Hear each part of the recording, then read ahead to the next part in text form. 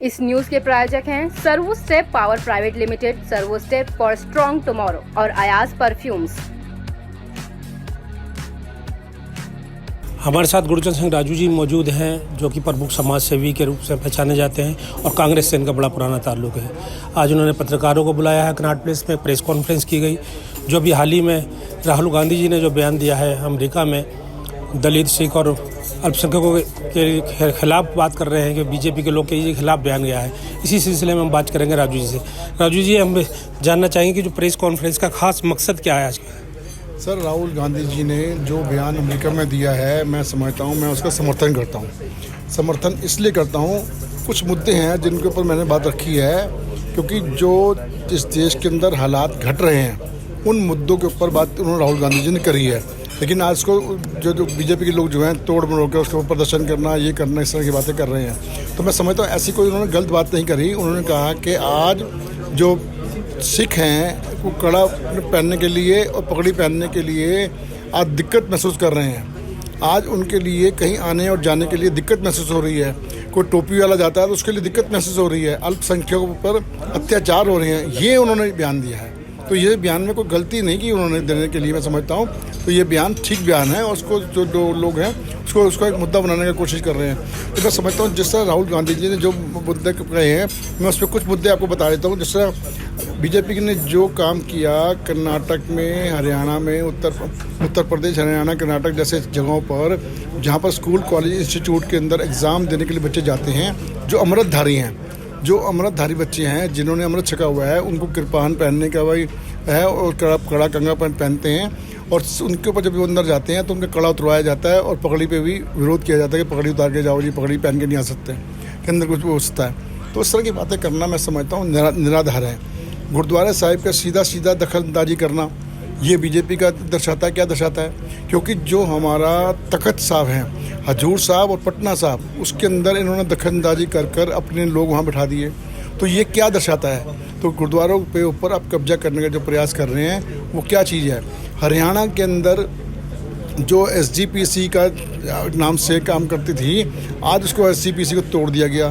क्यों तोड़ दिया गया? क्योंकि SGPC इनके साथ नहीं है आज, इसलिए उसको तोड़कर हरियाणा में, हरियाणा का खट्टर साहब ने हरियाणा कमेटी बना दी उन्होंने वहाँ पर। तो ये चीज़ें जो कर रहे हैं, इसी बात पर उन्होंने बोला और किसी बात पर नहीं बोला। आप देखिए ना, किसान जब बैठता है धरने पर तो लखीमपुर के अंदर उसके ऊपर गाड़ी चढ़ा दी जाती है। गाड़ी चढ़ाने के ऊपर उसके जो सिख मर जाता है उसका कोई उसका विरोध नहीं है। और उसके ऊपर जिसने गाड़ी चढ़ाई, मंत्री जी के बेटे ने, उसको टिकट भी दिया जाता है चुनाव के लिए।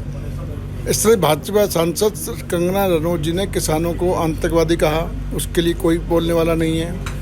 कंगना जी ने उनको, जो हमारी माताएं बहनें वहाँ बैठ के प्रदर्शन कर रही थी उस किसान आंदोलन के अंदर, उनको कहा कि 100 रुपये में 100 रुपये लेकर बैठ यहाँ पर आती हैं, वहाँ बलात्कार होते हैं, किसान बलात्कार करते हैं, किसान आतंकवादी हैं। इस तरह की बातें जो लोग कहते हैं, उनको टिकट देके भारतीय जनता पार्टी नवाजती है। कंगना जी को टिकट दी गई, कंगना जी आज सांसद बन गई। जिन्होंने ऐसी बातें करी, उनका ये नहीं उनको टिकट ना दें, उनको ना हटाएं यहाँ से, उनको बोला जाए कि ऐसी बातें मत बोलो। क्या कंगना जी पार्लियामेंट में अंदर बोल देती हैं? क्या समझा जाए कि सिख विरोधी है भाजपा? बिल्कुल नहीं, बिल्कुल यही तो मैं कह रहा हूँ कि सिख विरोध जो कह रहे हैं कि हम सिख विरोधी नहीं हैं और हम सिखों के काम कर रहे हैं। तो मैं कुछ पॉइंट हैं जिनको मैं बता रहा हूँ, आपको दर्शा रहा हूँ कि जिन पॉइंटों पर जिन्होंने जो बातें उन्होंने कही, उसका विरोध करने के बजाय उसको टिकट देकर नवाजा जाता है।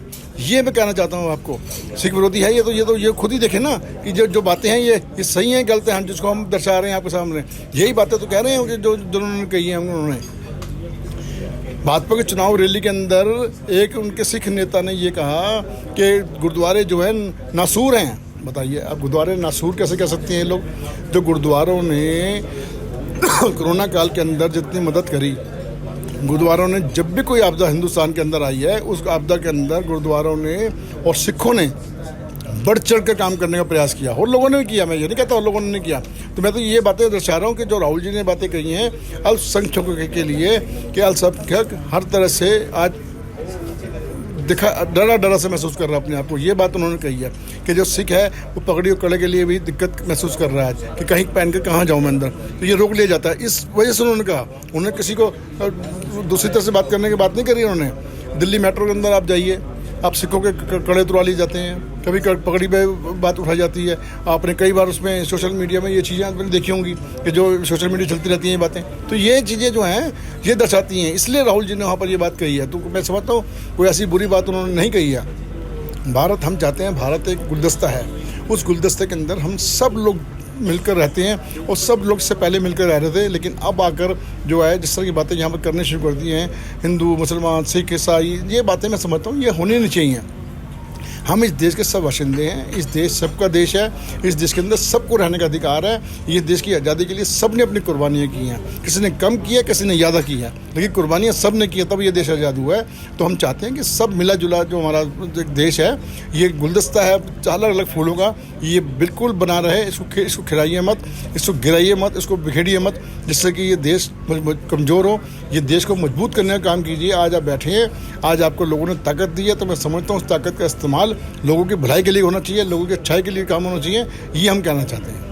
चलिए, ये थे हमारे साथ राजू जी, जो कि कह रहे हैं कि कांग्रेस पार्टी और राहुल गांधी ने जो बयान दिया है राष्ट्र हित के लिए दिया है, आपसी एकता के लिए दिया और एकता ही के बल पर देश तरक्की करेगा और एकता के साथ ही सरकार चलनी चाहिए। यही सब मैसेज यहाँ से पहुँचाने की कोशिश कर रहे हैं।